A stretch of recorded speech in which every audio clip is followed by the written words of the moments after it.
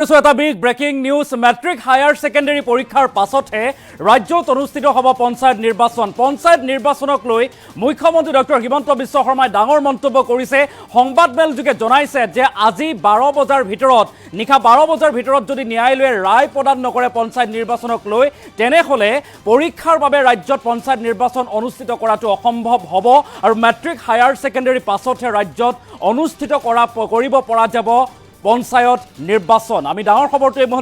এই মুহূৰ্তত আপোনালোকৰ বাবে জনাবলৈ চেষ্টা কৰিম। এটা ডাঙৰ খবৰ জনাইছো এই মুহূৰ্তত যে মেট্ৰিক হায়াৰ ছেকেণ্ডেৰী পৰীক্ষাৰ পিছতহে হ'ব পাৰে পঞ্চায়ত নিৰ্বাচন।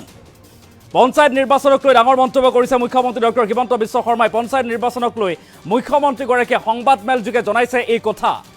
পঞ্চায়ত নিৰ্বাচন কেতিয়া অনুষ্ঠিত হ'ব তাক লৈ দুমোজা চলি আছিল। আজি আদালতৰ ৰায় নাপালে মেট্ৰিক হায়াৰ ছেকেণ্ডেৰীৰ পাছতহে হ'ব পঞ্চায়ত নিৰ্বাচন, এই ঘোষণা কৰিছে মুখ্যমন্ত্ৰীগৰাকীয়ে। 14 ফেব্ৰুৱাৰীৰ পৰা অনুষ্ঠিত হ'ব মেট্ৰিক আৰু হায়াৰ ছেকেণ্ডেৰী পৰীক্ষা। আৰু পৰীক্ষাৰ বাবে পঞ্চায়ত নিৰ্বাচন অনুষ্ঠিত কৰাটো অসম্ভৱ বুলি উল্লেখ কৰিছে মুখ্যমন্ত্ৰী ডক্টৰ হিমন্ত বিশ্ব শৰ্মাই। পৰীক্ষাৰ বাবে পঞ্চায়ত নিৰ্বাচন অনুষ্ঠিত কৰাটো অসম্ভৱ। এই পৰ্যন্ত উচ্চ ন্যায়ালয়ে দিয়া নাই পঞ্চায়ত নিৰ্বাচনক লৈ কোনো ৰায়। আৰু আজি আদালতৰ ৰায় নাপালে মেট্ৰিক আৰু হায়াৰ ছেকেণ্ডেৰীৰ পাছতহে হ'ব পঞ্চায়ত নিৰ্বাচন। ৰায় যদি আদালতে নিদিয়ে তেনেহ'লে মেট্ৰিক আৰু হায়াৰ ছেকেণ্ডেৰীৰ পাছতহে অনুষ্ঠিত হ'ব ৰাজ্যত পঞ্চায়ত নিৰ্বাচন। সংবাদমেলযোগে পঞ্চায়ত নিৰ্বাচনক লৈ ডাঙৰ মন্তব্য কৰিছে মুখ্যমন্ত্ৰী ডক্টৰ হিমন্ত বিশ্ব শৰ্মাই। আৰু পঞ্চায়ত নিৰ্বাচনক লৈ উদ্গ্ৰীৱতাৰে ৰৈ আছে ৰাজ্য চৰকাৰ, অৰ্থাৎ পঞ্চায়ত নিৰ্বাচন পাতিবলৈ উদ্গ্ৰীৱ হৈ আছো বুলি উল্লেখ কৰিছে মুখ্যমন্ত্ৰী ডক্টৰ হিমন্ত বিশ্ব শৰ্মাই। কিন্তু মেট্ৰিক আৰু হায়াৰ ছেকেণ্ডেৰী পৰীক্ষাৰ পিছতহে হ'ব পাৰে ৰাজ্যত পঞ্চায়ত নিৰ্বাচন। পঞ্চায়ত নিৰ্বাচনক লৈ মুখ্যমন্ত্ৰী ডক্টৰ হিমন্ত বিশ্ব শৰ্মাই এই ডাঙৰ ঘোষণা কৰিছে, ডাঙৰ মন্তব্য কৰিছে। আৰু আজি আদালতৰ ৰায় নাপালে নিশা 12 বজাতো যদি ৰায় নাপায় তেনেহ'লে মেট্ৰিক আৰু হায়াৰ ছেকেণ্ডেৰী পৰীক্ষাৰ পাছতহে ৰাজ্যত অনুষ্ঠিত হ'ব পঞ্চায়ত নিৰ্বাচন। 14 ফেব্ৰুৱাৰীৰ পৰা অনুষ্ঠিত হ'বলৈ গৈ আছে ৰাজ্যত মেট্ৰিক আৰু হায়াৰ ছেকেণ্ডেৰী পৰীক্ষা। আৰু পৰীক্ষাৰ বাবে মেট্ৰিক আৰু হায়াৰ ছেকেণ্ডেৰীৰ বাবে পঞ্চায়ত নিৰ্বাচন অনুষ্ঠিত কৰাটো ৰাজ্যত অসম্ভৱ হৈ পৰিব বুলি উল্লেখ কৰিছে মুখ্যমন্ত্ৰী ডক্টৰ হিমন্ত বিশ্ব শৰ্মাই। তাৰ পাছতে মুখ্যমন্ত্ৰীগৰাকীয়ে কৈছে মেট্ৰিক আৰু হায়াৰ ছেকেণ্ডেৰীৰ পিছতহে হ'ব পঞ্চায়ত নিৰ্বাচন। আমি বাট চাই আছোঁ, ইতিমধ্যে বাট চাই আছিলোঁ আৰু বাট চাই আছোঁ। নিশা 12 বজালৈকে অপেক্ষা কৰি আছোঁ। আদালতে যদি নিশা 12 বজাতো ৰায় প্ৰদান কৰে তেতিয়া আমি দিনবাৰ ঘোষণা কৰিম বুলি এক প্ৰকাৰে উল্লেখ কৰিছে। অন্যথা আজি নিশা 12 বজাতো যদি ৰায় প্ৰদান নকৰে তেনেহ'লে অনাগত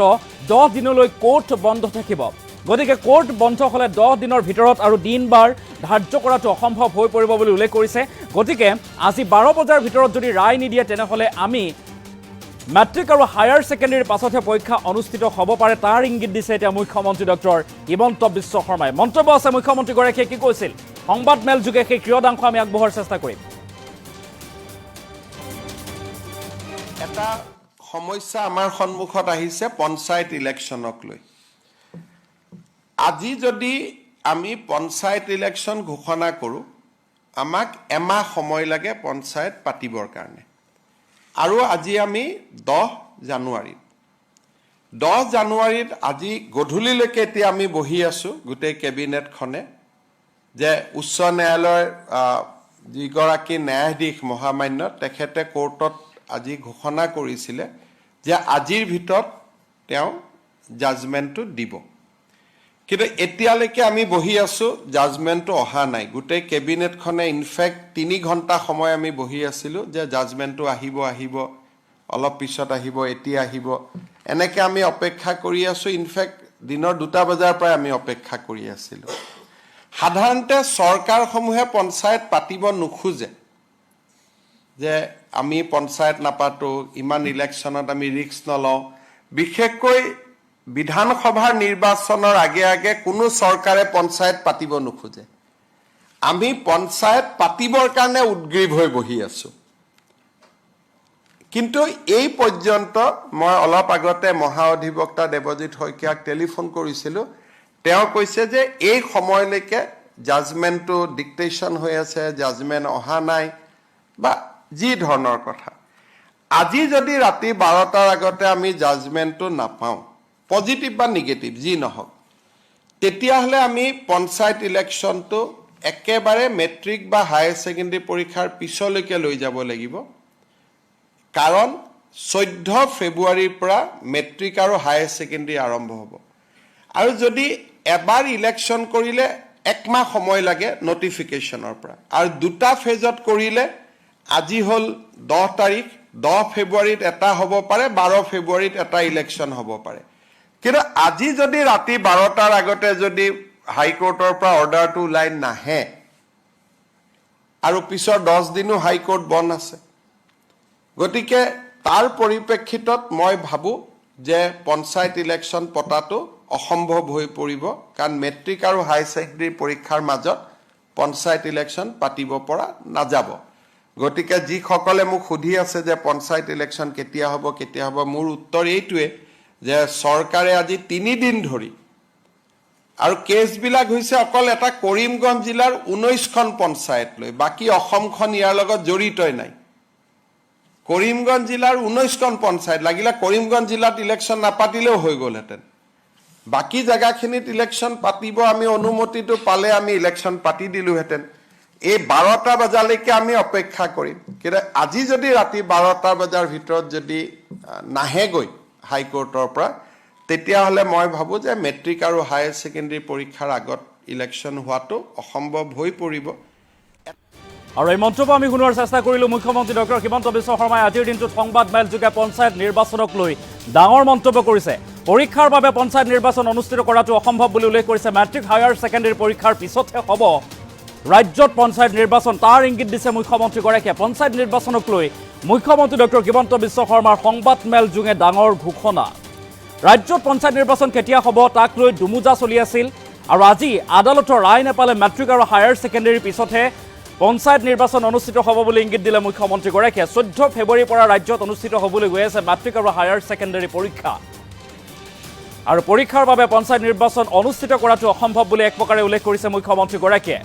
মেট্ৰিক আৰু হায়াৰ ছেকেণ্ডাৰীৰ বাবে পঞ্চায়ত নিৰ্বাচন অনুষ্ঠিত কৰাটো অসম্ভৱ আৰু এই পৰ্যন্ত উচ্চ ন্যায়ালয়ে কোনো ৰায় প্ৰদান কৰা নাই পঞ্চায়ত নিৰ্বাচনক লৈ কোনো ৰায় দিয়া নাই গতিকে আজি নিশা 12 বজালৈকে যদি ৰায় নিদিয়ে তেনেহ'লে আমি আৰু সিদ্ধান্ত ল'ব নোৱাৰিম বুলি উল্লেখ কৰিছে আজি আদালতৰ ৰায় নেপালে মেট্ৰিক আৰু হায়াৰ ছেকেণ্ডাৰী পৰীক্ষাৰ পাছতহে অনুষ্ঠিত হ'ব পাৰে পঞ্চায়ত নিৰ্বাচন আৰু সংবাদ মেলযোগে পঞ্চায়ত নিৰ্বাচনক লৈ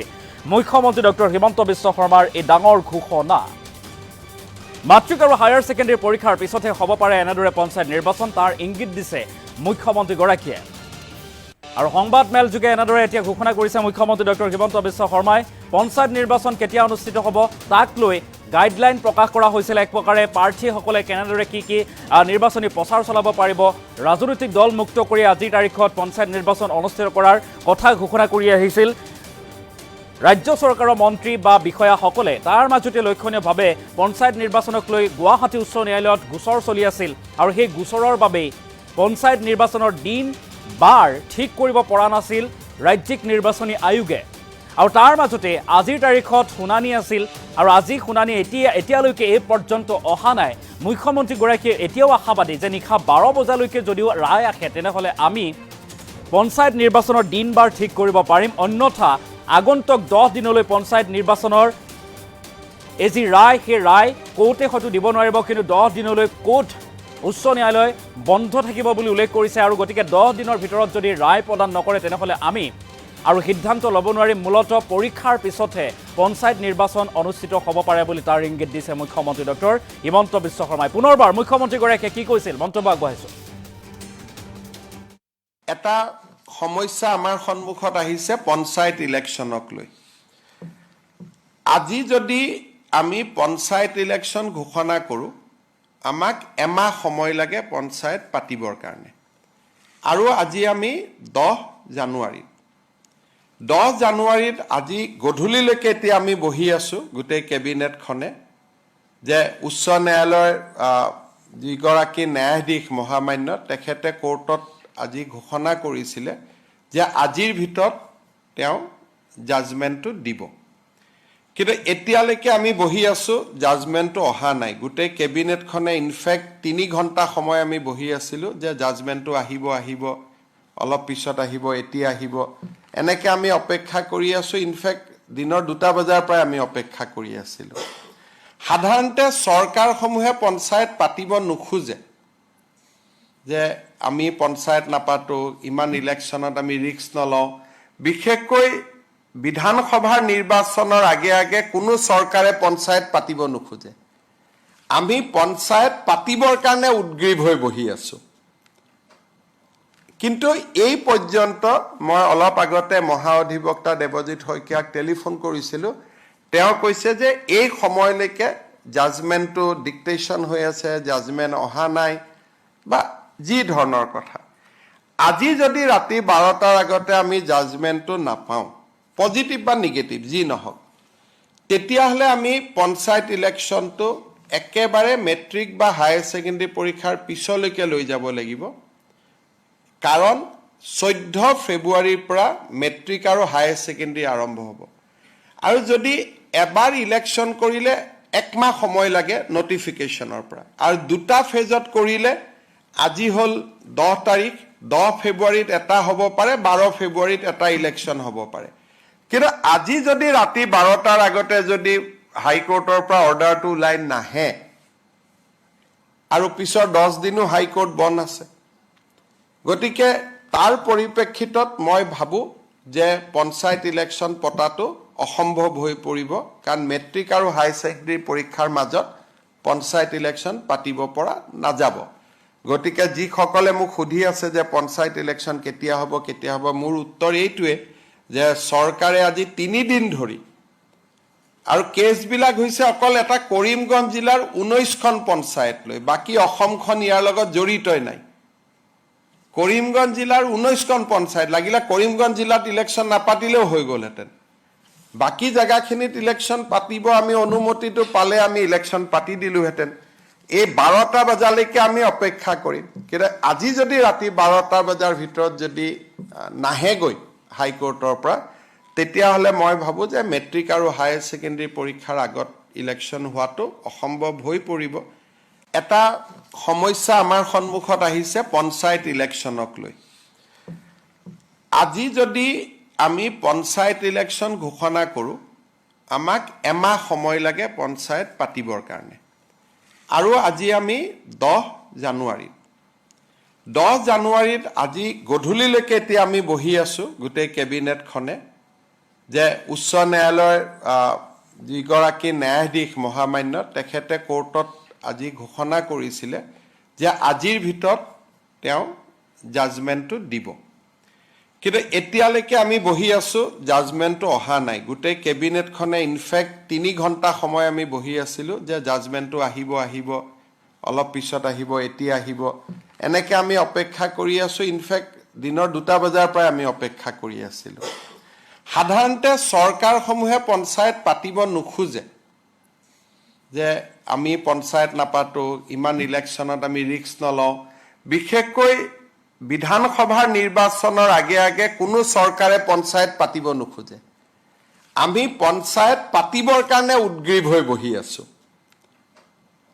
কিন্তু এই পৰ্যন্ত মই অলপ আগতে মহা অধিবক্তা দেৱজিৎ শইকীয়াক টেলিফোন কৰিছিলোঁ তেওঁ কৈছে যে এই সময়লৈকে জাজমেণ্টটো ডিক্টেশ্যন হৈ আছে জাজমেণ্ট অহা নাই বা যি ধৰণৰ কথা আজি যদি ৰাতি 12টাৰ আগতে আমি জাজমেণ্টটো নাপাওঁ পজিটিভ বা নিগেটিভ যি নহওক তেতিয়াহ'লে আমি পঞ্চায়ত ইলেকশ্যনটো একেবাৰে মেট্ৰিক বা হায়াৰ ছেকেণ্ডেৰী পৰীক্ষাৰ পিছলৈকে লৈ যাব লাগিব কাৰণ 14 ফেব্ৰুৱাৰীৰ পৰা মেট্ৰিক আৰু হায়াৰ ছেকেণ্ডেৰী আৰম্ভ হ'ব আৰু যদি এবাৰ ইলেকশ্যন কৰিলে একমাহ সময় লাগে নটিফিকেশ্যনৰ পৰা আৰু দুটা ফেজত কৰিলে আজি হ'ল 10 তাৰিখ 10 ফেব্ৰুৱাৰীত এটা হ'ব পাৰে 12 ফেব্ৰুৱাৰীত এটা ইলেকশ্যন হ'ব পাৰে কিন্তু আজি যদি ৰাতি 12টাৰ আগতে যদি হাইকোৰ্টৰ পৰা অৰ্ডাৰটো ওলাই নাহে আৰু পিছৰ 10 দিনো হাইকোৰ্ট বন্ধ আছে গতিকে তাৰ পৰিপ্ৰেক্ষিতত মই ভাবোঁ যে পঞ্চায়ত ইলেকশ্যন পতাটো অসম্ভৱ হৈ পৰিব কাৰণ মেট্ৰিক আৰু হায়াৰ ছেকেণ্ডেৰী পৰীক্ষাৰ মাজত পঞ্চায়ত ইলেকশ্যন পাতিব পৰা নাযাব গতিকে যিসকলে মোক সুধি আছে যে পঞ্চায়ত ইলেকশ্যন কেতিয়া হ'ব মোৰ উত্তৰ এইটোৱে যে চৰকাৰে আজি 3 দিন ধৰি আৰু কেছবিলাক হৈছে অকল এটা কৰিমগঞ্জ জিলাৰ 19খন পঞ্চায়ত লৈ বাকী অসমখন ইয়াৰ লগত জড়িতই নাই কৰিমগঞ্জ জিলাৰ 19খন পঞ্চায়ত লাগিলে কৰিমগঞ্জ জিলাত ইলেকশ্যন নাপাতিলেও হৈ গ'লহেঁতেন বাকী জায়গাখিনিত ইলেকশ্যন পাতিব আমি অনুমতিটো পালে আমি ইলেকশ্যন পাতি দিলোহেঁতেন এই 12টা বজালৈকে আমি অপেক্ষা কৰিম কিন্তু আজি যদি ৰাতি 12টা বজাৰ ভিতৰত যদি নাহেগৈ হাইকোৰ্টৰ পৰা তেতিয়াহ'লে মই ভাবোঁ যে মেট্ৰিক আৰু হায়াৰ ছেকেণ্ডেৰী পৰীক্ষাৰ আগত ইলেকশ্যন হোৱাটো অসম্ভৱ হৈ পৰিব এটা সমস্যা আমাৰ সন্মুখত আহিছে পঞ্চায়ত ইলেকশ্যনক লৈ আজি যদি আমি পঞ্চায়ত ইলেকশ্যন ঘোষণা কৰোঁ আমাক এমাহ সময় লাগে পঞ্চায়ত পাতিবৰ কাৰণে আৰু আজি আমি 10 জানুৱাৰীত আজি গধূলিলৈকে এতিয়া আমি বহি আছোঁ গোটেই কেবিনেটখনে যে উচ্চ ন্যায়ালয়ৰ যিগৰাকী ন্যায়াধীশ মহামান্য তেখেতে কোৰ্টত আজি ঘোষণা কৰিছিলে যে আজিৰ ভিতৰত তেওঁ জাজমেণ্টটো দিব কিন্তু এতিয়ালৈকে আমি বহি আছোঁ জাজমেণ্টটো অহা নাই গোটেই কেবিনেটখনে ইনফেক্ট 3 ঘণ্টা সময় আমি বহি আছিলোঁ যে জাজমেণ্টটো আহিব অলপ পিছত আহিব এতিয়া আহিব এনেকৈ আমি অপেক্ষা কৰি আছোঁ ইনফেক্ট দিনৰ 2টা বজাৰ পৰাই আমি অপেক্ষা কৰি আছিলোঁ সাধাৰণতে চৰকাৰসমূহে পঞ্চায়ত পাতিব নোখোজে যে আমি পঞ্চায়ত নাপাতো ইমান ইলেকশ্যনত আমি ৰিস্ক নলওঁ বিশেষকৈ বিধানসভাৰ নিৰ্বাচনৰ আগে কোনো চৰকাৰে পঞ্চায়ত পাতিব নোখোজে আমি পঞ্চায়ত পাতিবৰ কাৰণে উদ্গ্ৰীৱ হৈ বহি আছোঁ কিন্তু এই পৰ্যন্ত মই অলপ আগতে মহাঅধিবক্তা দেৱজিৎ শইকীয়াক টেলিফোন কৰিছিলোঁ তেওঁ কৈছে যে এই সময়লৈকে জাজমেণ্টটো ডিক্টেশ্যন হৈ আছে জাজমেণ্ট অহা নাই বা যি ধৰণৰ কথা আজি যদি ৰাতি 12টাৰ আগতে আমি জাজমেণ্টটো নাপাওঁ পজিটিভ বা নিগেটিভ যি নহওক তেতিয়াহ'লে আমি পঞ্চায়ত ইলেকশ্যনটো একেবাৰে মেট্ৰিক বা হায়াৰ ছেকেণ্ডেৰী পৰীক্ষাৰ পিছলৈকে লৈ যাব লাগিব কাৰণ 14 ফেব্ৰুৱাৰীৰ পৰা মেট্ৰিক আৰু হায়াৰ ছেকেণ্ডেৰী আৰম্ভ হ'ব আৰু যদি এবাৰ ইলেকশ্যন কৰিলে একমাহ সময় লাগে নটিফিকেশ্যনৰ পৰা আৰু 2টা ফেজত কৰিলে আজি হ'ল 10 তাৰিখ 10 ফেব্ৰুৱাৰীত এটা হ'ব পাৰে 12 ফেব্ৰুৱাৰীত এটা ইলেকশ্যন হ'ব পাৰে কিন্তু আজি যদি ৰাতি 12টাৰ আগতে যদি হাইকোৰ্টৰ পৰা অৰ্ডাৰটো ওলাই নাহে আৰু পিছৰ 10 দিনো হাইকোৰ্ট বন্ধ আছে গতিকে তাৰ পৰিপ্ৰেক্ষিতত মই ভাবোঁ যে পঞ্চায়ত ইলেকশ্যন পতাটো অসম্ভৱ হৈ পৰিব কাৰণ মেট্ৰিক আৰু হায়াৰ ছেকেণ্ডেৰী পৰীক্ষাৰ মাজত পঞ্চায়ত ইলেকশ্যন পাতিব পৰা নাযাব গতিকে যিসকলে মোক সুধি আছে যে পঞ্চায়ত ইলেকশ্যন কেতিয়া হ'ব মোৰ উত্তৰ এইটোৱে যে চৰকাৰে আজি 3 দিন ধৰি আৰু কেছবিলাক হৈছে অকল এটা কৰিমগঞ্জ জিলাৰ 19খন পঞ্চায়ত লৈ বাকী অসমখন ইয়াৰ লগত জড়িতই নাই কৰিমগঞ্জ জিলাৰ 19খন পঞ্চায়ত লাগিলে কৰিমগঞ্জ জিলাত ইলেকশ্যন নাপাতিলেও হৈ গ'লহেঁতেন বাকী জায়গাখিনিত ইলেকশ্যন পাতিব আমি অনুমতিটো পালে আমি ইলেকশ্যন পাতি দিলোহেঁতেন এই 12টা বজালৈকে আমি অপেক্ষা কৰিম কিন্তু আজি যদি ৰাতি 12টা বজাৰ ভিতৰত যদি নাহেগৈ হাইকোৰ্টৰ পৰা তেতিয়াহ'লে মই ভাবোঁ যে মেট্ৰিক আৰু হায়াৰ ছেকেণ্ডেৰী পৰীক্ষাৰ আগত ইলেকশ্যন হোৱাটো অসম্ভৱ হৈ পৰিব এটা সমস্যা আমাৰ সন্মুখত আহিছে পঞ্চায়ত ইলেকশ্যনক লৈ আজি যদি আমি পঞ্চায়ত ইলেকশ্যন ঘোষণা কৰোঁ আমাক এমাহ সময় লাগে পঞ্চায়ত পাতিবৰ কাৰণে আৰু আজি আমি 10 জানুৱাৰীত আজি গধূলিলৈকে এতিয়া আমি বহি আছোঁ গোটেই কেবিনেটখনে যে উচ্চ ন্যায়ালয়ৰ যিগৰাকী ন্যায়াধীশ মহামান্য তেখেতে কোৰ্টত আজি ঘোষণা কৰিছিলে যে আজিৰ ভিতৰত তেওঁ জাজমেণ্টটো দিব কিন্তু এতিয়ালৈকে আমি বহি আছোঁ জাজমেণ্টটো অহা নাই গোটেই কেবিনেটখনে ইনফেক্ট 3 ঘণ্টা সময় আমি বহি আছিলোঁ যে জাজমেণ্টটো আহিব অলপ পিছত আহিব এতিয়া আহিব এনেকৈ আমি অপেক্ষা কৰি আছোঁ ইনফেক্ট দিনৰ 2টা বজাৰ পৰাই আমি অপেক্ষা কৰি আছিলোঁ সাধাৰণতে চৰকাৰসমূহে পঞ্চায়ত পাতিব নোখোজে যে আমি পঞ্চায়ত নাপাতো ইমান ইলেকশ্যনত আমি ৰিস্ক নলওঁ বিশেষকৈ বিধানসভাৰ নিৰ্বাচনৰ আগে কোনো চৰকাৰে পঞ্চায়ত পাতিব নোখোজে আমি পঞ্চায়ত পাতিবৰ কাৰণে উদ্গ্ৰীৱ হৈ বহি আছোঁ কিন্তু এই পৰ্যন্ত মই অলপ আগতে মহাঅধিবক্তা দেৱজিৎ শইকীয়াক টেলিফোন কৰিছিলোঁ তেওঁ কৈছে যে এই সময়লৈকে জাজমেণ্টটো ডিক্টেশ্যন হৈ আছে জাজমেণ্ট অহা নাই বা যি ধৰণৰ কথা আজি যদি ৰাতি 12টাৰ আগতে আমি জাজমেণ্টটো নাপাওঁ পজিটিভ বা নিগেটিভ যি নহওক তেতিয়াহ'লে আমি পঞ্চায়ত ইলেকশ্যনটো একেবাৰে মেট্ৰিক বা হায়াৰ ছেকেণ্ডেৰী পৰীক্ষাৰ পিছলৈকে লৈ যাব লাগিব কাৰণ 14 ফেব্ৰুৱাৰীৰ পৰা মেট্ৰিক আৰু হায়াৰ ছেকেণ্ডেৰী আৰম্ভ হ'ব আৰু যদি এবাৰ ইলেকশ্যন কৰিলে একমাহ সময় লাগে নটিফিকেশ্যনৰ পৰা আৰু দুটা ফেজত কৰিলে আজি হ'ল 10 তাৰিখ 10 ফেব্ৰুৱাৰীত এটা হ'ব পাৰে 12 ফেব্ৰুৱাৰীত এটা ইলেকশ্যন হ'ব পাৰে কিন্তু আজি যদি ৰাতি 12টাৰ আগতে যদি হাইকোৰ্টৰ পৰা অৰ্ডাৰটো ওলাই নাহে আৰু পিছৰ 10 দিনো হাইকোৰ্ট বন্ধ আছে